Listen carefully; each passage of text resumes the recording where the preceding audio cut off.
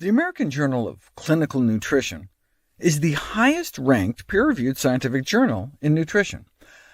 That should tell you a lot about the field, since it's published by the American Society of Nutrition, whose sustaining partners include the Sugar Association, candy bar and soda companies, the corn syrup people, and the meat, dairy, and egg industries. And this is the highest-ranked nutrition journal.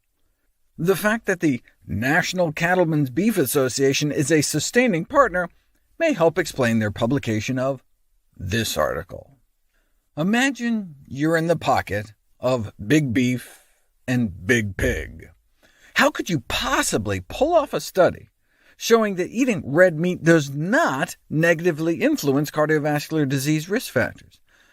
A meta-analysis of randomized controlled trials showing that eating more versus less red meat does not influence cholesterol or blood pressure?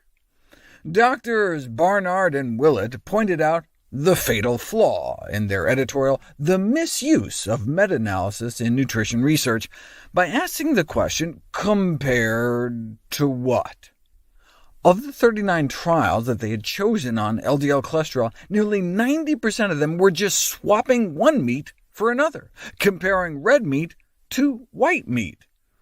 They were using chicken-controlled diets, or fish-controlled diets, and we know that when it comes to cholesterol, the impact of beef consumption is just as bad as fish or poultry, and so that's how they pulled it off. They just swapped meats. That's like publishing a study saying total Twinkie intake does not negatively influence risk factors by switching Twinkies with ding-dongs. Those randomized to 0 Twinkies didn't do any better. Yeah, because now they were eating ding-dongs. It's a classic drug industry trick, testing your drug against something known to be terrible. Whereas if you swap out meat for plant-based meats, plant-based sausages, plant-based chicken patties, and veggie dogs, you end up with significantly lower cholesterol. Well, duh, you say, there's less saturated fat in plant-based meats. But even independent of saturated fat content, you end up with higher LDL cholesterol with red meat or white meat, any kind of meat, compared to non-meat protein sources. The researchers conclude that this is keeping with recommendations promoting diets with a high proportion of plant-based food, but based on cholesterol effects, white meat like chicken and turkey is just as bad as red.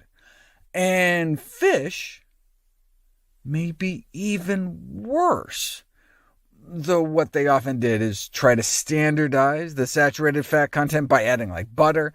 But at the same saturated fat content, fish appears to be worse than beef, and chicken just as bad as beef.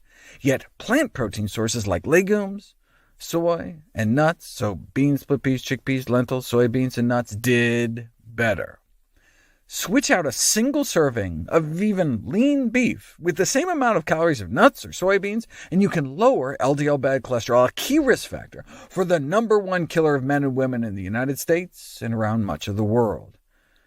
But wait, is that why a single serving of nuts a day is associated with a 22% reduction in the risk of premature death? Why millions of deaths every year may be attributable to inadequate nut intake? Maybe the benefit is just because they're eating nuts instead of meat? No. The drop of heart attacks amongst more frequent nut eaters is just as strong or even stronger among vegetarians. The reduced mortality associated with nut consumption is independent of health condition. It's not just health nuts eating nuts. In fact, in a comparison of a dozen different food groups, nuts beat out even vegetables when it came to a lower risk of premature death.